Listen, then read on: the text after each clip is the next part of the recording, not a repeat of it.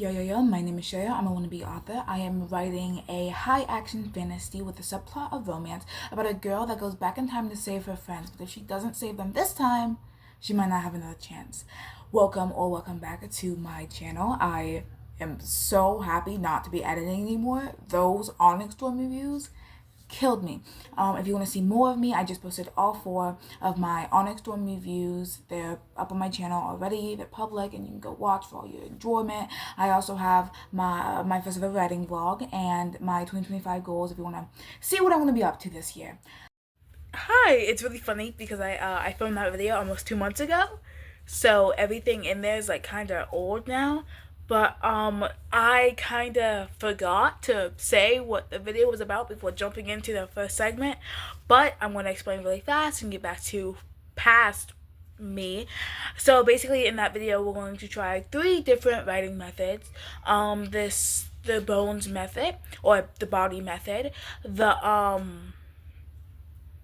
the sticky note method, and I forgot what the third one was, or if I even did a third one. It might just be 2 in that video. But I very much hope you enjoy. Bye from Future Shoyo, and back to her. Unfortunately, creative process is a matter of trial and error. Sometimes there are 10 chapters in a self-help book, maybe 5 sentences in chapter 4 speak to you. Maybe there are things you have to throw away along the way because they don't speak to you. So if you come through this little workshop and you have just a slightly better understanding of your story and how maybe to get from the beginning to the end, how to get through the story course process, then I will consider that a success. And I hope that you will too.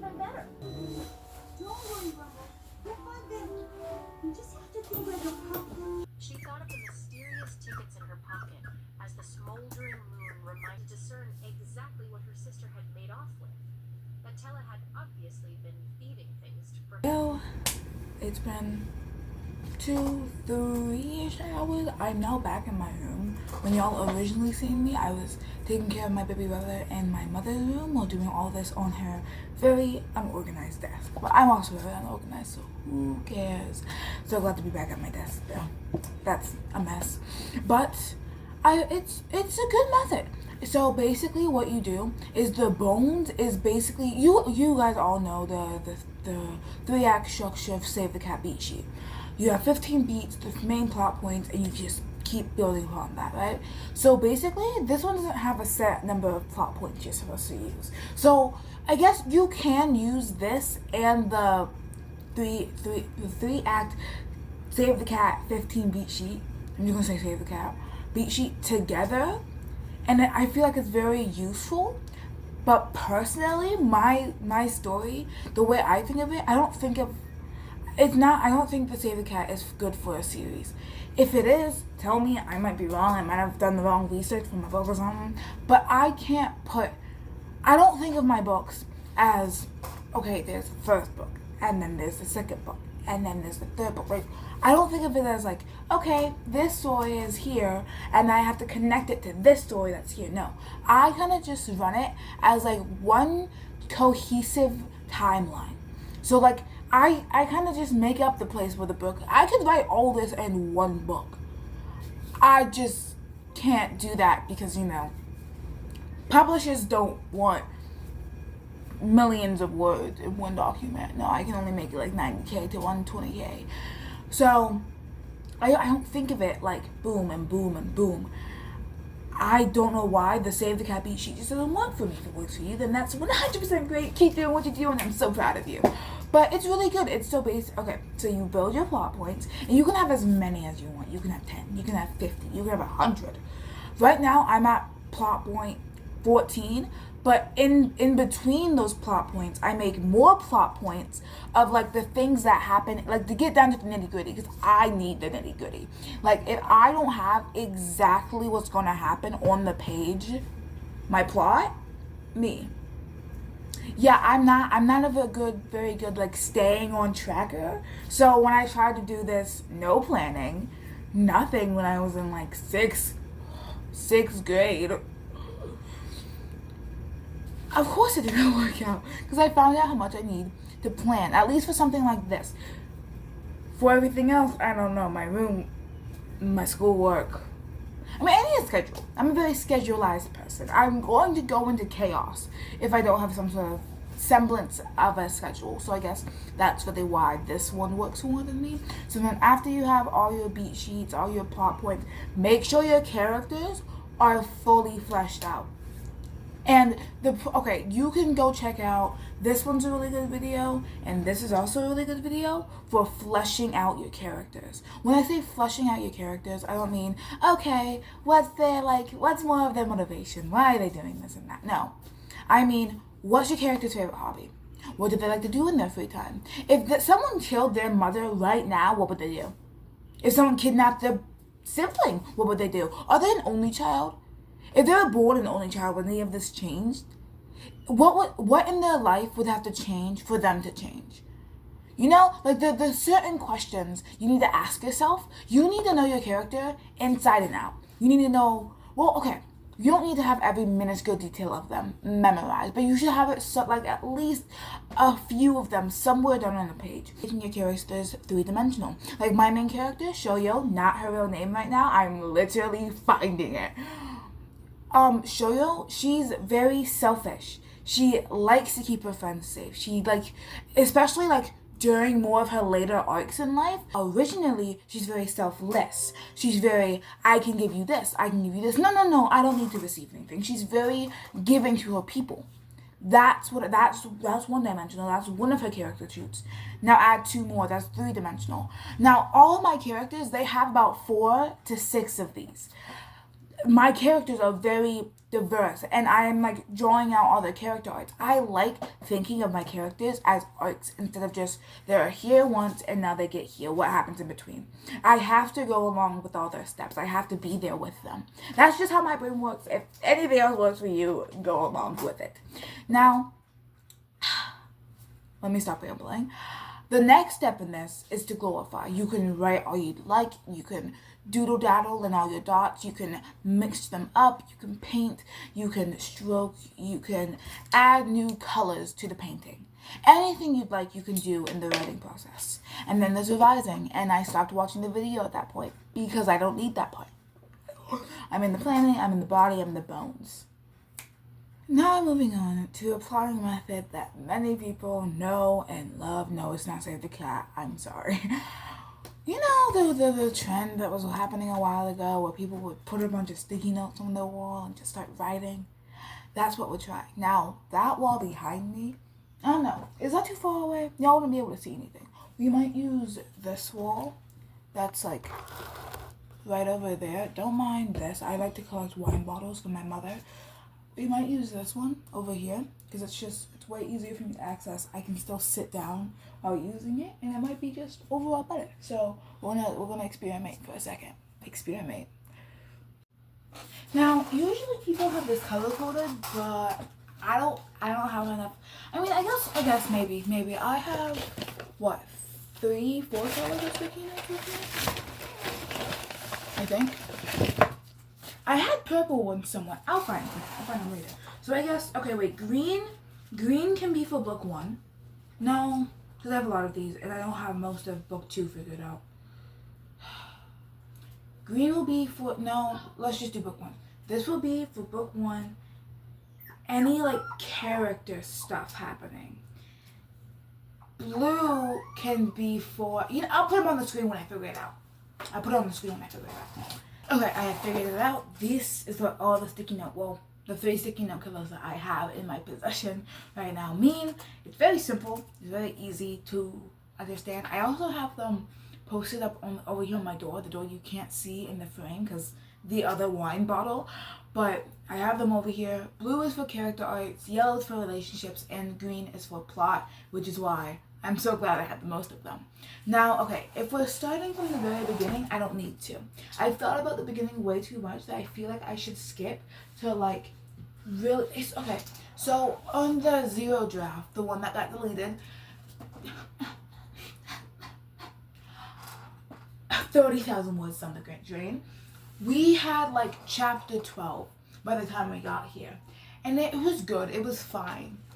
But I feel like I really want to give them more time in their own perceptive realms. Because the way the realms work is that they were all split up. From the war that y'all will get to know in like chapter 1, chapter 2. And so really I'm already figuring all this out. I've been trying to figure all this past out and all this relation out for quite some time now. But I always get stumped because my brain doesn't work like that, man. So I've thought about this a lot, and I feel like I really need to like flesh out all their points of like them being in their realm. Why do they leave? What causes them to leave? What was already sprouting inside them to leave? What was like causing all this momentum for them to just go, F it? Let me do this for myself. Let me do this for Brock or for Reason or for blah. Like that's what I feel like I need to flesh out right now.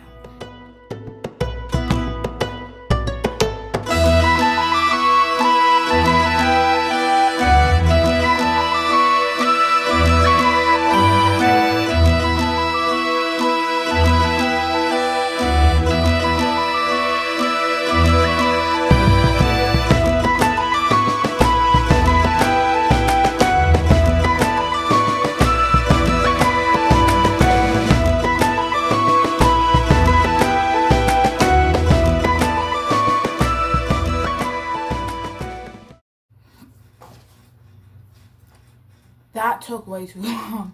I only drafted on that wall scene 1, 2, and 3 of chapter whatever my second main character comes in.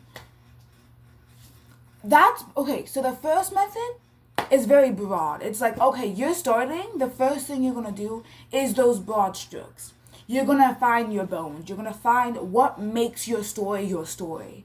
That, let's add a little flesh. Let's add. I'm trying to use a good analogy. Fermenting grapes. So you that the first method, that was your grapes. You harvested all of them. You have them kind of smushy. That is it aging over time. That takes, personally for me, way too long. Because it's a good method. The first one, very broad. That one is narrowing in because that's a scene by scene. That was a plot point by plot point. But in each plot point, I feel like that's what I would do. So like they are coefficient? No. They are interdependent. Using my science words right now, bro. My science teacher's gonna be so what? But I have one more that I want to try out in this video. I've done it before in the sense, Penelope. Say hi to my dog. In the sense of like, I've written the plot points for chapter by chapter, but I've never done chapter by chapter. So this is gonna be an interesting experience because I'm basically just broad, slightly more specific, chapter by chapter. Now, this is gonna be fun because now I have to actually plan a chapter, and I don't usually do that now. So let's get right into it.